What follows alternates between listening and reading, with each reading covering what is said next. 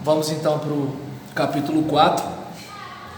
E aí a gente vê aqui, né, as coisas sórdidas dessa vida. Do capítulo 4, versículo 1 ao 8 e do versículo 3 até o 16.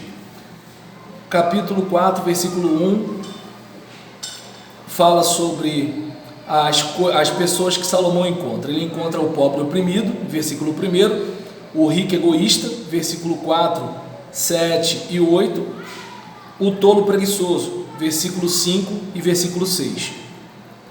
E aí, nisso que ele encontra esse tipo de pessoa, essas pessoas, ele tem um certo pessimismo, que está no versículo 2 e 3 e versículo 13 até o 16. Com relação à vida e à morte, ele acaba chegando à conclusão que é melhor estar morto do que viver. No versículo 13 ele chega a dizer que é melhor nem ter nascido, né? E em relação à questão de prisioneiros, né, ele chega a dizer no versículo 13 a 16 que é melhor ser um pobre mais sábio, mesmo com antecedentes de prisão, do que um rei tolo. E aí ele chega a dizer que no final de tudo pouco importa quem e o que alguém é. E nesse caso, né, tem até um pastor, o Ed Renekiewicz, que ele escreveu um livro chamando o Eclesiastes de o livro mais mal-humorado da vida, que é aquela questão, né, a gente está falando aqui, né, de que é para curtir a vida, aproveitar a vida, mas ao mesmo tempo que assim, a vida é tão breve, né, e ela é tão frágil. Eu, por exemplo, olhando para vocês aqui, a gente fica pensando o seguinte, né? Quantas histórias vividas, né? Quanta coisa a gente já passou, ou como dizia, né, um falecido irmão, quando a gente ficava elogiando, né? Eles tinham, quando ele faleceu, acho que eles estavam com 63 ou 64 anos de casado, que eu falava, irmão Antônio Lima, mas é muito tempo. Ele pastor, passou muita água debaixo dessa ponte, né? Então, assim, aí a gente vive e no final morre. Então, assim, é um negócio que, eu não sei você, mas se você parar para pensar nisso, é um negócio meio sem graça, né? Porque assim, a gente junta dinheiro, né? A gente constrói patrimônio, a gente casa, tem filhos, família, estuda, faculdade, faz e acontece, né? Cria um cachorro, planta uma árvore e morre. Assim, é tanta coisa para acabar morrendo, né? Então a gente percebe que ele, é bom lembrar, tá, gente? A perspectiva dele aqui não é uma perspectiva de eternidade igual a gente tem lá nas epístolas do Novo Testamento, só para ficar bastante claro. Então a gente verifica que assim, ele olha para isso e ele acaba concluindo que assim, pouco importa ser rico, ser pobre, né, tá com tudo bem ou tudo ruim, porque no final a gente morre, né, uma coisa mais ou menos assim. E nesse caso, né, até para a gente guardar aqui um pouco o que o texto diz, ele chega a dizer, de novo olhei e vi toda a opressão que ocorre debaixo do sol, vi as lágrimas dos oprimidos, mas não há quem os console. O poder está do lado dos seus opressores e não há quem os console. Eu estava conversando com uma irmã hoje, quando eu estava fazendo a vistoria do carro dela, e aí ela batendo um papo, né, sobre ontem não deu para a gente acertar o que a gente estava para acertar, porque teve um problema de um falecimento, né, de um colega da filha dela, devido a essa questão de comorbidade, não da Covid-19 em si, mas da comorbidade. E aí que um sobrinho dela contraiu a doença e ficou todo mundo nervoso, só que ele está fazendo tratamento em casa e está fazendo aquele tratamento mais preventivo, né? Então uma situação dessa. E aí eu estava conversando com ela, né? Interessante, né? Porque assim, boa parte das pessoas que adquiriram a doença eram pessoas que tiveram contato com gente de fora do país, e a maioria dessas pessoas não são os pobres, né? Tudo bem que a gente mora, parece que é em outro país, mas ainda assim é Brasil. E essas pessoas, né, vieram de longe ou tiveram contato com estrangeiros, né, no início do ano, coisa do tipo. E boa parte dessas pessoas não passaram, né, pelo sofrimento dos pobres. Ou seja, a doença veio de fora, né? Vez por outra você escuta, né, o governador teve Covid-19, o presidente teve Covid-19 e está todo mundo inteiro. As pessoas que a gente conhece, quando adquirem a doença, fica entubado, acontece não sei o que lá, 15 dias não sei onde, sala vermelha, traqueostomia e um monte de troço. E é interessante, né, que, por exemplo, há uma discussão, né, sobre a questão do medicamento, né, por exemplo, você vê o jornalista ridicularizando o médico, né, que usa o medicamento. Tem gente até que brinca, né, dizendo que é o remédio do Bolsonaro. Aí tem gente que fala assim, não, do Bolsonaro é gadernal.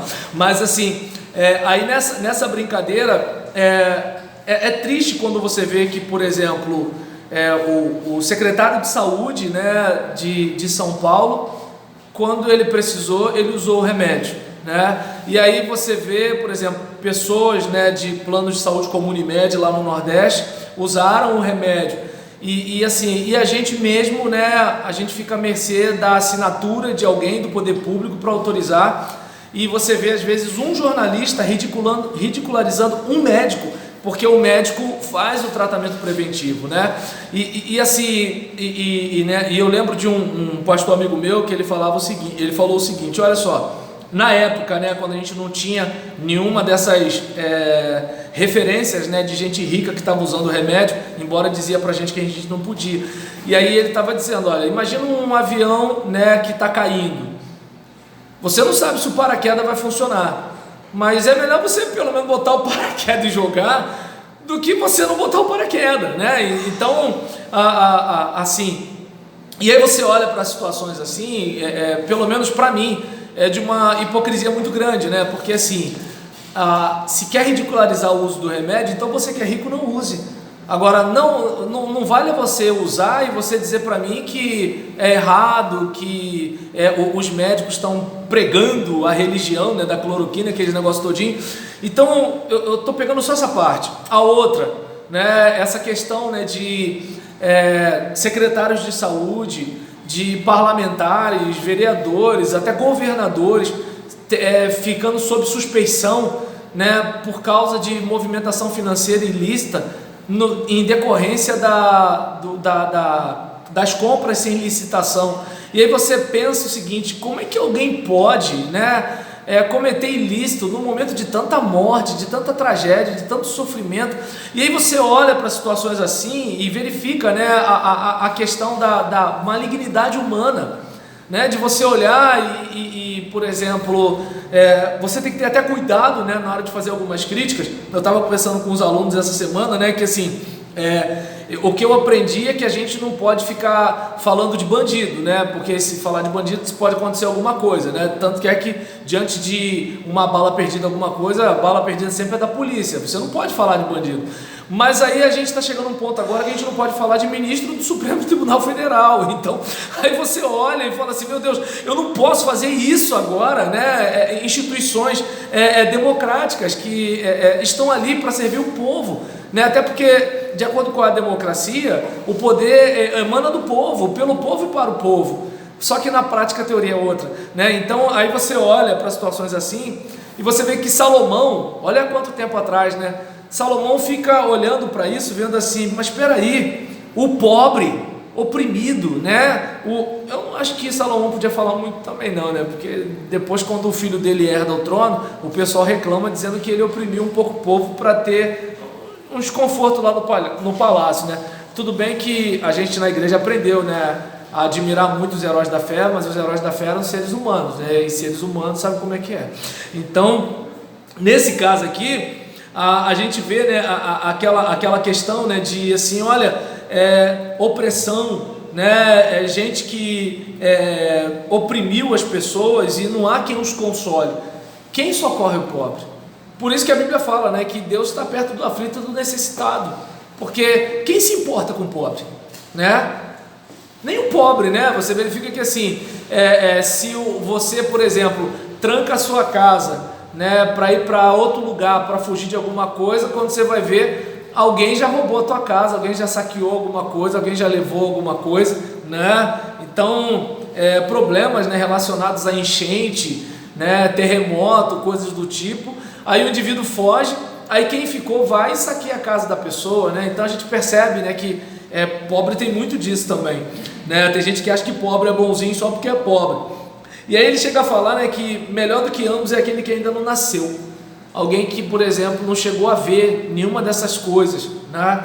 E tem até pessoas que falam, né? Ah, pastor, eu prefiro não ter filhos porque é muito sofrimento, né? E conforme eu pelo menos tenho sentido, né? Que assim, eu hoje descobri uma fragilidade que eu não tinha depois que meu filho nasceu, né? Então, assim, antes eu não esquentava a cabeça com nada, né? Tanto que a cada 5 minutos você me ouve falando em dinheiro. Eu antes não tinha essa preocupação.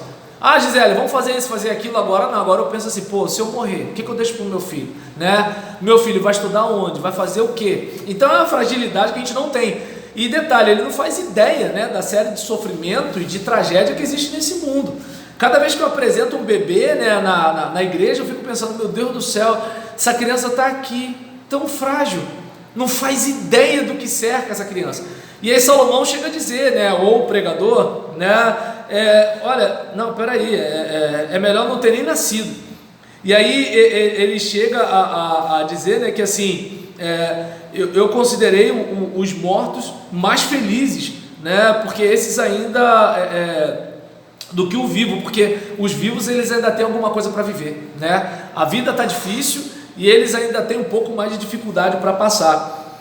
E nesse caso, né, ele fala, né, que todo trabalho, toda realização surge da competição que existe entre as pessoas, mas isso também é absurdo, é correr atrás do vento.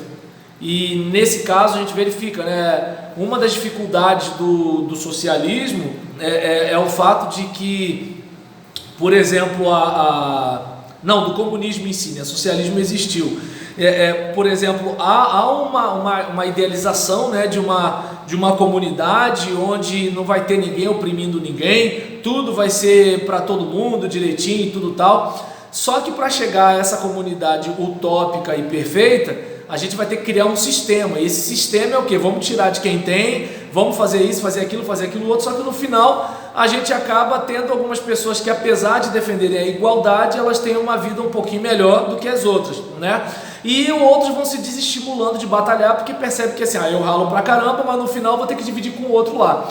E a questão do capitalismo, né, pode não ser um sistema perfeito, mas é o seguinte, olha, você vai batalhando e você tira o seu. Claro que, obviamente, com um pouco de malandragem, você vai explorar também o outro lá, né? E aí, nessa situação toda, como alguns até dizem, que o que faz o capitalismo continuar existindo é porque o capitalismo lida com o ser humano como o ser humano né? É um querendo tirar vantagem, é um querendo tirar o couro do outro, é um explorando o outro, é o patrão, por exemplo, tirando o couro do funcionário, é o funcionário morcegando, né? Então, assim, é uma coisa mais ou menos assim, né? E aí ele chega a dizer, né, que assim, no final das contas, você pode ter juntado isso tudo, mas é correr atrás do vento, porque no final a gente morre, né? E ele chega a dizer, né, que o tolo cruza os braços e destrói a própria vida. É melhor ter um punhado com tranquilidade do que 2 punhados à custa de muito esforço e correr atrás do vento, né? Então, é aquela questão de você ter uma vida com mais qualidade do que necessariamente ter uma vida com muito dinheiro, né? Porque a gente pensa que ter muito dinheiro significa ter muita qualidade, e não é verdade, né? Então, aí ele chega e deixa muito claro aqui isso, né? Havia um homem totalmente solitário, não tinha filho nem irmão, trabalhava sem parar, contudo seus olhos não se satisfaziam com a sua riqueza, e ele perguntava, para quem estou trabalhando tanto e por que razão deixo de me divertir? E aí ele chega a dizer, né, isso é um absurdo, né? É um trabalho por demais ingrato.